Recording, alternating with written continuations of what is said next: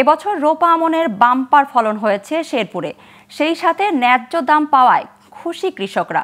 জেলা কৃষি বিভাগ বলছে, রোপা আমন ধানের লক্ষ্যমাত্রা ছিল 93,700 হেক্টর জমি, তবে পাহাড়ি ঢলে নষ্ট হয়েছে 31,000 হেক্টর জমির ফসল। কৃষকদের এই ক্ষতি পুষিয়ে নিতে এরই মধ্যে 1,20,000 কৃষককে বিভিন্ন রবি শস্য ও বোরো হাইব্রিড ধানের বীজ দেওয়া হচ্ছে। শেরপুর থেকে মোহাম্মদ আবু হেলালের তথ্যচিত্রের ডেস্ক রিপোর্ট। এবছর শেরপুরের 5 উপজেলায় রোপা আমন ধান রোপণের লক্ষ্যমাত্রা ধরা হয়েছিল 93,700 হেক্টর জমি। এই লক্ষ্য অর্জিত হলেও পাহাড়ি ঢলে নষ্ট হয়ে যায় 31,000 হেক্টর জমির ধান, আর বাকি জমিতে হয়েছে বাম্পার ফলন। সেই সাথে ধানের ন্যায্য দাম পাওয়ায় কৃষকরাও সন্তুষ্ট।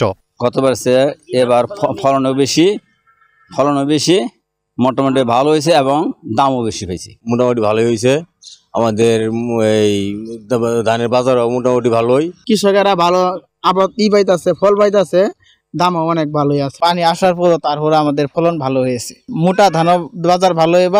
এবার আমরা কৃষকেরা অনেক লাভবান। এদিকে বন্যার ক্ষতি পুষিয়ে নিতে 1,20,000 কৃষককে বিভিন্ন রবি শস্য ও বোরো হাইব্রিড ধান বীজ দেওয়া হচ্ছে বলে জানান কৃষি সম্প্রসারণ অধিদপ্তরের এই কর্মকর্তা। ইতিমধ্যে আমাদের বর্তমানে রোপা আমন ধানের কর্তন শুরু হয়েছে, আর আমরা এই যে ক্ষতি হয়েছে এই ক্ষতিটা আমরা যে রবি শস্য প্রণোদনার মাধ্যমে পুষিয়ে নিতে পারবো, এবং ভুট্টার বীজ এবং সার, এবং আমরা এই কৃষকদেরকে বোরো ধানের উৎপাদন বৃদ্ধির জন্য বোরোর হাইব্রিড বীজ বিতরণ করতেছি। কৃষি বিভাগ থেকে বন্যায় ক্ষতিগ্রস্ত 1,20,000 কৃষক পুনর্বাসন সহায়তা ও প্রণোদনা পেলে তারাও বন্যার ক্ষতি পুষিয়ে নিয়ে ঘুরে দাঁড়াতে পারবে, এমনটাই মনে করছে শেরপুরবাসী। Global television news desk.